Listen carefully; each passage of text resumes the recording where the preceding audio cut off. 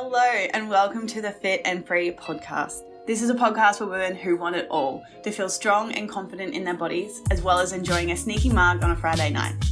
I'm an exercise physiologist and sports nutritionist, here to teach you how to achieve your body goals without food and your body controlling your life. So let's jump in.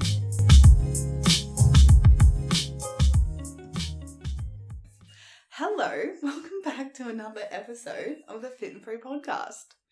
I am vibing today. I'm feeling so good. I went for my walk, I went to the gym, and overall, I'm just feeling so good right now with my nutrition and exercise. I'm just feeling so good in the gym. I'm feeling so well fueled. I'm just progressing so much all the time, and I'm just here for it. I really have stepped into my strong girl era, and I am absolutely obsessed with it. Honestly, learning how to train to be strong rather than small was the best thing that I have ever done for myself. And that's something that I actually talked about in last week's episode, the importance of learning how to actually train in line with your goals and what you want your body to look like. And it's that one mindset shift of being able to learn how to train to be strong rather than to be small if you want to look like a fit, toned gym girl. And that's what I'm going to be talking about today. I'm going to be talking about the changes that I have specifically made in my training that has really helped me define my glutes, grow my glutes, increase my chin-ups to being able to do them now with 10 kilos hanging off me and increasing my deadlift by 15 kilos now. But before I get into it, I just want to give a life update because I am so freaking excited. It's Christmas season. I put my own Christmas tree up last week and it just makes me so freaking happy. Literally turning on the lights every night and it's sparkling and it just makes me feel so happy. And it's Black Friday this weekend, so I'm really excited because I've got a list of all the presents I want to buy, and there is nothing better than getting the presents, wrapping them up and putting them under the Christmas tree. I love giving presents. It's one of my favorite things to do. And I just love making them really pretty and aesthetic and just putting them all under the tree. So that's a vibe. I've already been testing my Christmas lunch food. Like, come on, this is a real thing. We're really obsessed here. I'm planning what we're going to have already, and I'm thinking we're going to do like this beautiful chili prawn garlic dish. It's going to be really juicy fat prawns, and I'm going to coat them in garlic and chili, and then I'm going to quickly saute them in a little bit of oil, and they're going to be like, finish them with some salt, and they're going to be delicious. I've also been trying out some salads, which I'm super stoked on. I've been trying this pumpkin and cauliflower with a tahini and yogurt dressing, and it's got fresh herbs, lemon, salt. Oh, it just tastes so good. And another one that I've made and I've trialed is a pumpkin and beetroot, goat cheese and honey walnut salad with a bit of fresh mint, a little bit of fresh parsley, and God, guys, it's so good. I will be sharing some of those recipes on Fit Foodie Recipes, so watch out for those because they're honestly like amazing. So that's it. That's where we're at and we're super excited for it. So let's jump into today's episode. So I'm going to be giving you some hacks, okay? And when I say hack, what do I even mean? How I interpret a hack, it's a more efficient, faster, easy, less effort way of doing something. A piece of information that once you have, your results will come faster. But here's the thing. If you're looking for the easiest, fastest, least resistance way for shortcuts, I can guarantee you that's going to be the longest way to do anything in life, especially in the gym. Because while I'm going to be sharing you with some hacks that I've really been implementing of late to really help me exponentially increase my training, and as a result of that, my body composition is also still changing, we have to remember that I've been doing this and I have been consistent for 3 years. Prior to the 3 years, I was yo-yo dieting, all in, all out. I was binge restricting. I was not fueling my body correctly, right? And I was consistent, but I wasn't consistent and getting results because my methods were just so wrong. So I don't count that. But for the last 3 years, my training has been on point. I've been fueling my body correctly. I have built a healthy relationship with food, and I have built a healthy relationship with my body. So therefore, what I have been doing has absolutely been working. So, yes, I'm going to be sharing these hacks with you, but let's not forget all the years that I've put in prior to having these amazing results. And I will always say that because I see it so often is people are not actually willing to do the same thing over and over again. And they're always looking for this new thing. They're always looking for this new diet. They're always looking for, the motivation spike, when in reality, something new is not going to help you. Sticking to something for long term is going to help you. So you need to build the mindset and you need to build the emotional intelligence to be able to stick to something long term. Compare it to getting a university degree. You're not going to get a university degree in 12 weeks. How do you expect to get your dream body, your perfect relationship with food, your being able to lift, 100 kilos on your deadlift in 12 weeks? Come on, guys. We need to look at this realistically, and we need to build a really solid mindset into learning how to be consistent and to stick to something. Because when you're always looking for shortcuts, it is literally the recipe of shiny object syndrome. Because if we're constantly running from this undercurrent fear of failing, oh my God, nothing is working. Oh my God, I don't believe in myself. Oh my God, I don't trust myself. Yeah, you're not going to be successful with anything because it's not the diet. It's how we're going about the diet, how we're showing up every day, the choices that we're making. And it's us being able to hold the emotional intelligence and self-awareness so we stop freaking self-sabotaging our results. So yes, in saying all that, I'm absolutely going to be sharing my hacks that transform my glutes and my back with you, but they are not this magic thing. But if you start actually integrating and implementing some of these things, it will actually help you with your training as well.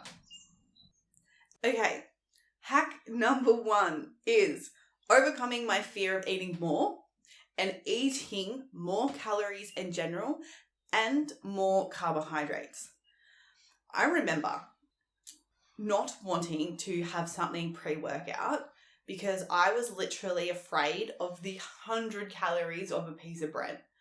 I was so afraid to have that extra 100 calories in my diet because I was so afraid of that extra 100 calories was going to make me gain all this weight. And this is the thing. It's if you're eating in a calorie deficit, you do have to be conscious of what you're eating. Absolutely. But there's a difference between being conscious of what you're eating and being terrified of weight gain when you eat it. So this is such an underrated thing. And this is why I talk about it all the time is if you have a poor relationship with food, if you're afraid of increasing more calories, we need to fix that and look at that first, because if we're running from that undercurrent of fear of weight gain from calories, anytime we get triggered, anytime we perceive we eat too much, anytime we might body check, we might get on the scale, we might put on a piece of clothing and it's not what we want, then instantaneously we'll jump back to, it was because I ate that extra 100 calories before I trained. And I'm bringing a lot of fun and humor into this because it's we are so serious in the moment. We absolutely are. But when we can bring a little bit more fun, lightheartedness to the hectic beliefs that we have, we can see that, hang on a minute, well, maybe that's actually the reason why I'm not getting anywhere. So yes, increasing my food, fully transcending the fear of weight gain and increasing my carbohydrates. Why did this help?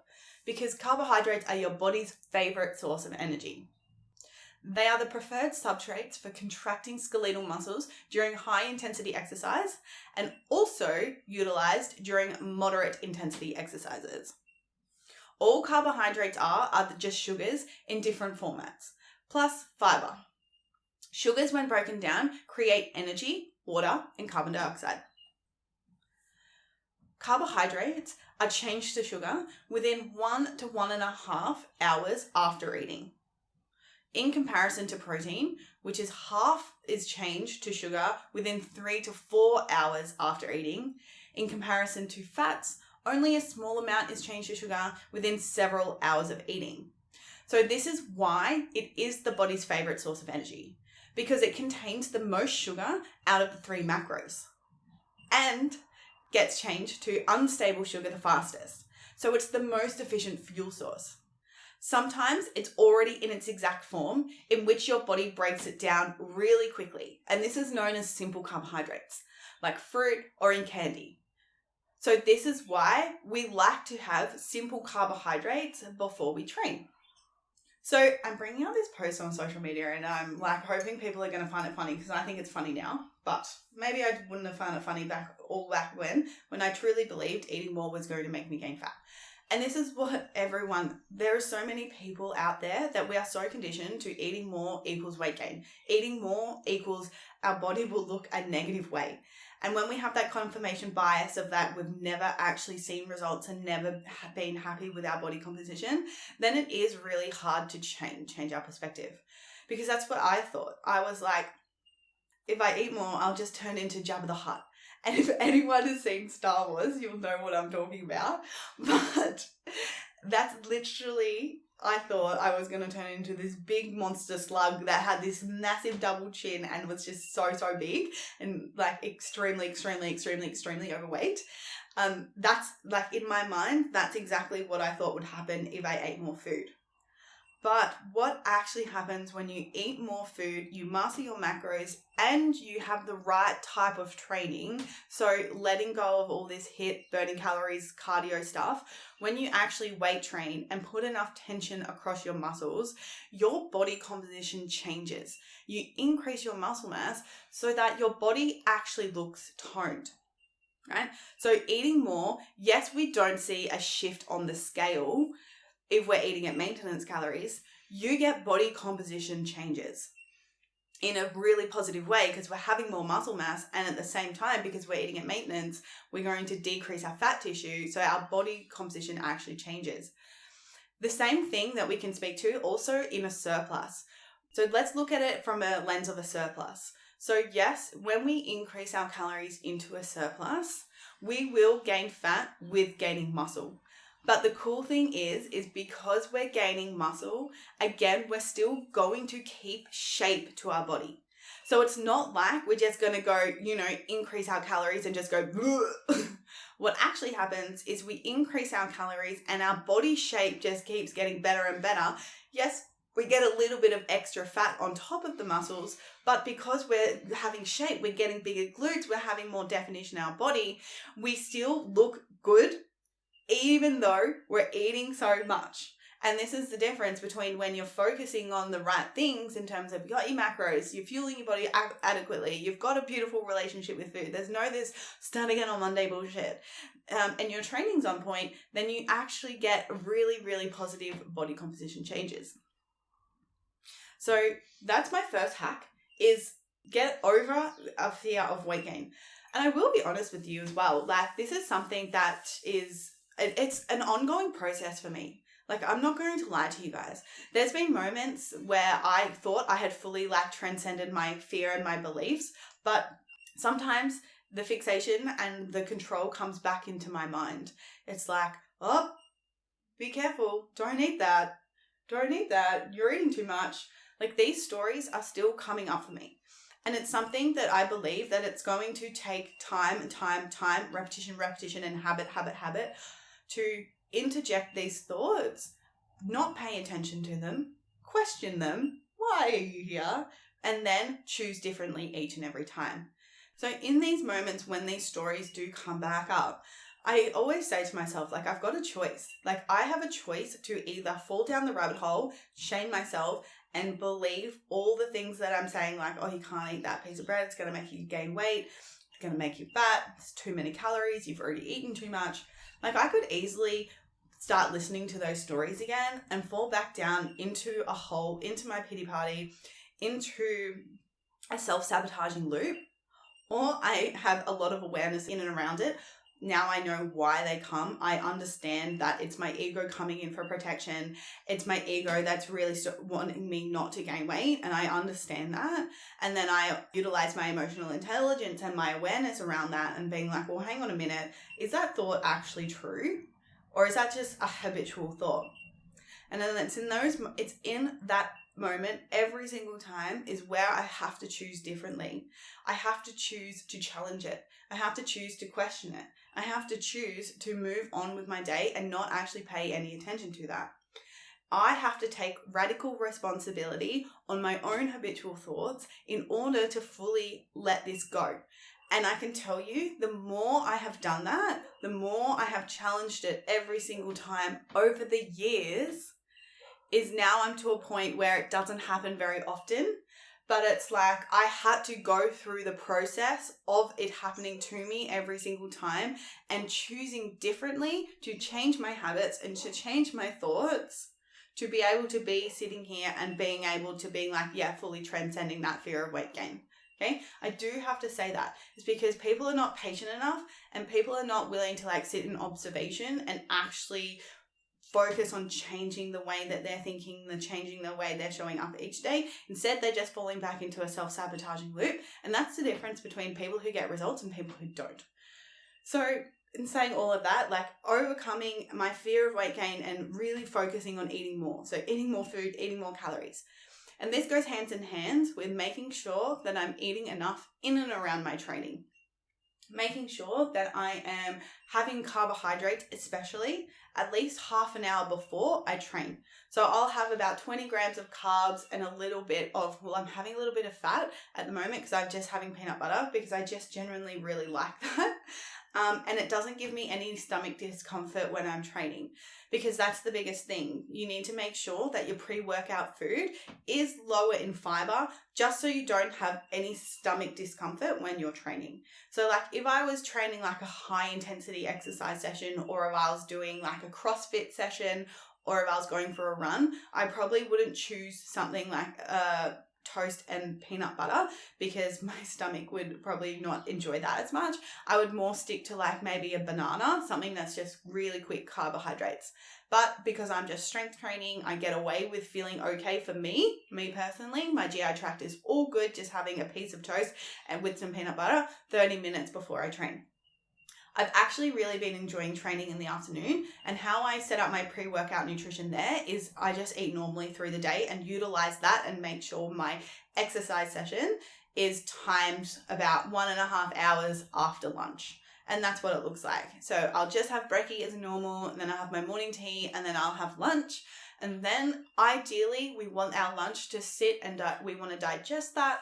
And we're looking about 1.5 hours before we hit the gym to utilize all of that fuel. If we go in too quickly, again, we are running at that risk of having GI discomfort, belly discomfort, like getting cramps, things like that. And it's just really uncomfortable to train and brace properly when we're feeling that way.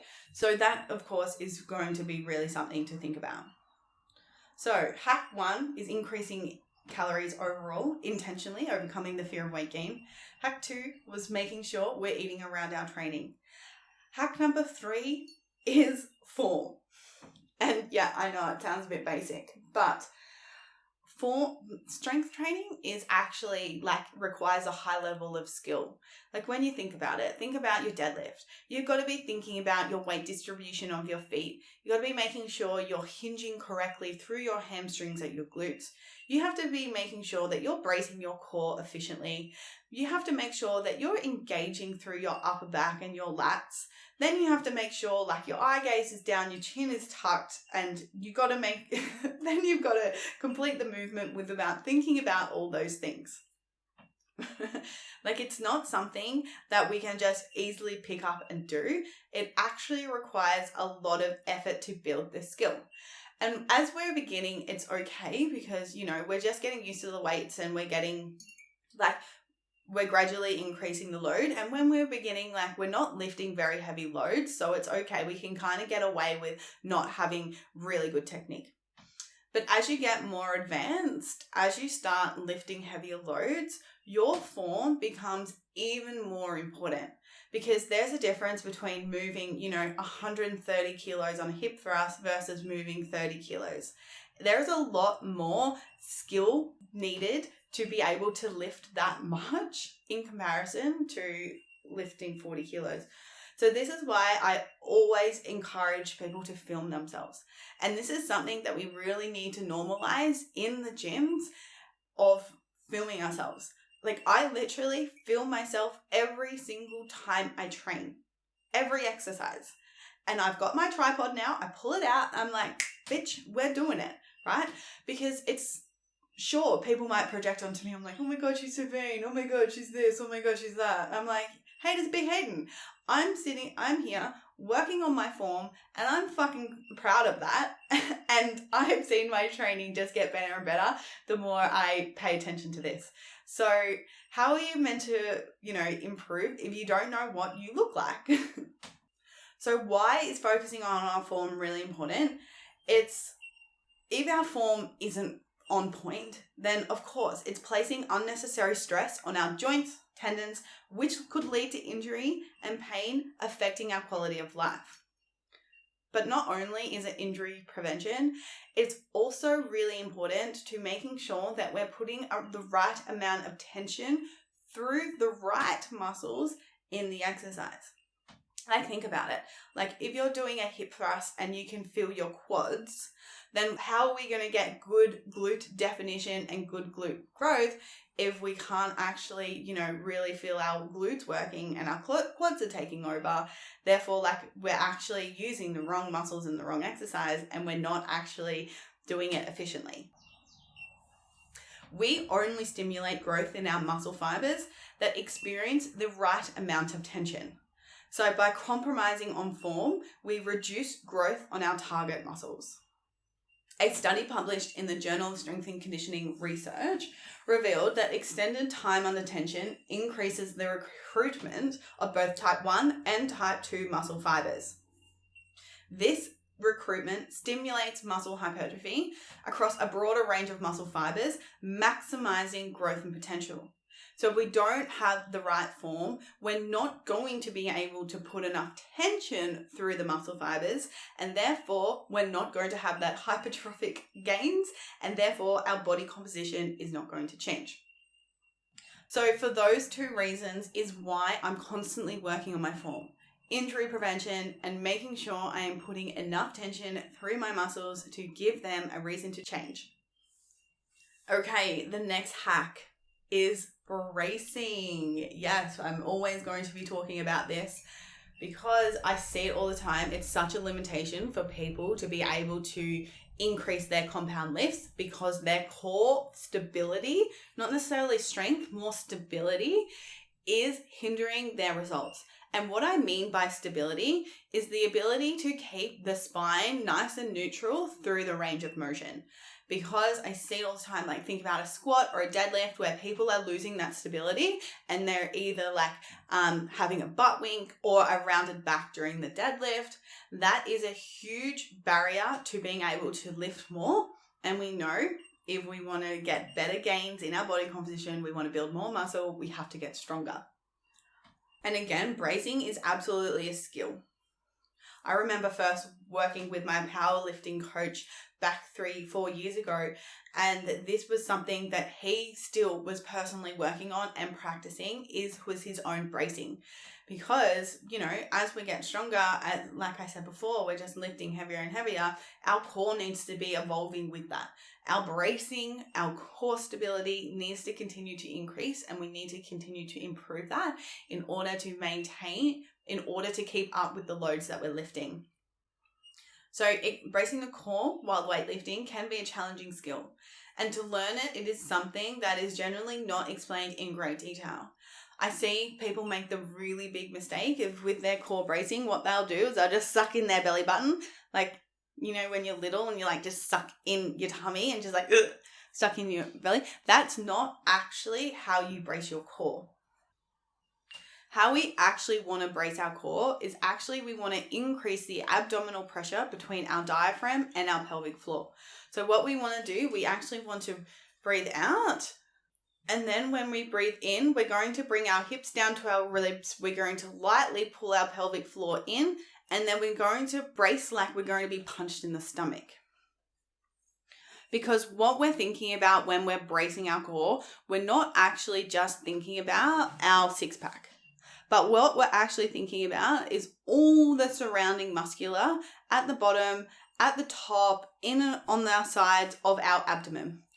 So when we're thinking about bracing our core, what we're actually talking about is our spinal erectors, our transverse abdominis, our rectus abdominis, our internal and external obliques, our pelvic floor, and our diaphragm. One of the biggest mistakes I see people make with their bracing is a rib flare. So when we're thinking about bracing, like I already said before, we really need to be thinking about ribs to hips to making sure we have that beautiful, stable pressure to keep our spine nice and neutral. Okay, moving on to the next one, and the next one is warming up. This is something that I have changed, and I am absolutely loving the effects of changing in on my warm-up. What I was doing before wasn't wrong, but I feel like this warm-up routine has absolutely helped me increase how much I've been lifting. So we know the goal of the warm-up is to elevate our core temperature and to prime our body to lift as heavy as possible. We're getting her ready. What people make the mistake of is warming up. They think that they need to do all these banded exercises to turn on the glutes, but a warm-up should not intend to give you a pump or a burn, make you feel fatigued, or cause you to really work your muscles. Because what the warm-up is supposed to do is we're supposed to prime our body for working, not actually doing working sets and taking our muscles to getting that high pump into failure. Because if we're already started to work our muscles, then we're taking away the intensity that we can train at in our working sets. If we're already pre-fatigued, therefore we're not going to be able to train at the best intensity. We're not going to be able to train at a really good intensity during our working sets because we're already walking into the sets already pre-fatigued. So we don't want that. So what does a really good warm-up actually look like? Of course, we want to raise the body temperature. So for some, it might be just getting on the cardio machine a little bit. For me, I walk to the gym and I utilize that as my warm-up because I'm walking, it's hot and I'm walking in already warm. It doesn't have to be crazy. It just can be a little bit of light cardio, like 2 minutes on the treadmill or the elliptical or whatever that looks like. The next thing that I always recommend is some foam rolling, some self-manual therapy, especially if you are tight in a specific area. So this is why it's really important to know where your tightnesses are so that you can spend a little bit of time making sure you're just opening up your joints. So for me personally, it's my hip flexors and my thoracic spine. So I spend a little bit of time rolling in my glutes, rolling in my quads, and then also rolling through my thoracic spine just to make sure that I'm nice and mobile and ready to move. The next thing that you can add is dynamic stretching. I personally don't. I don't think that I need it personally because I have enough with just the cardio, the foam rolling, and then the ascending sets. Because your ascending sets is actually the most important aspect of your warm-up.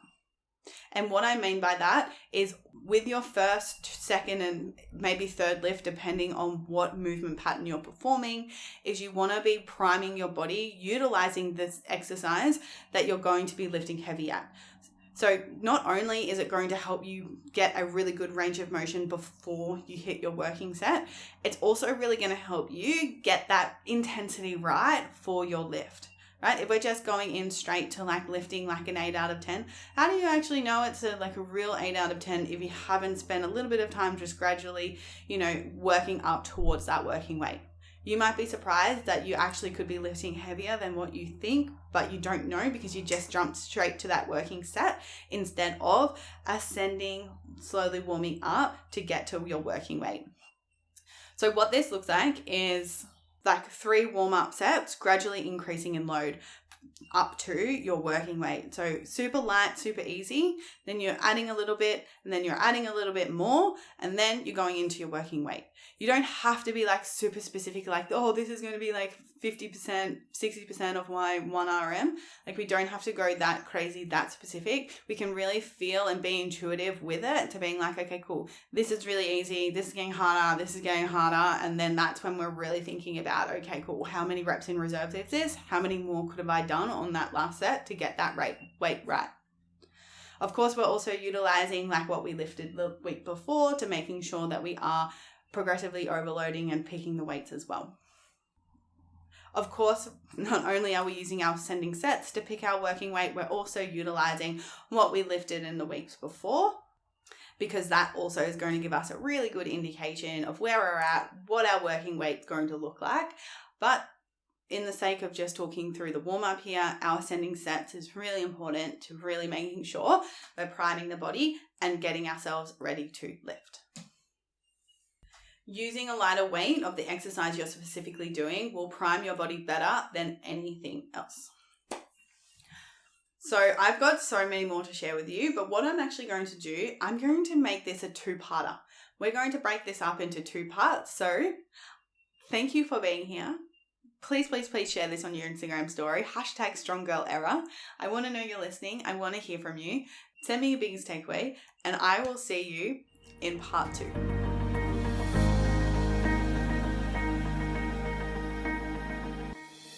Number 1 challenge that all my clients face before we start working together is a lack of clarity on how much and what to eat to lose weight. Often they are making 2 huge mistakes, constantly trying to skip meals or eat under 1,600 calories.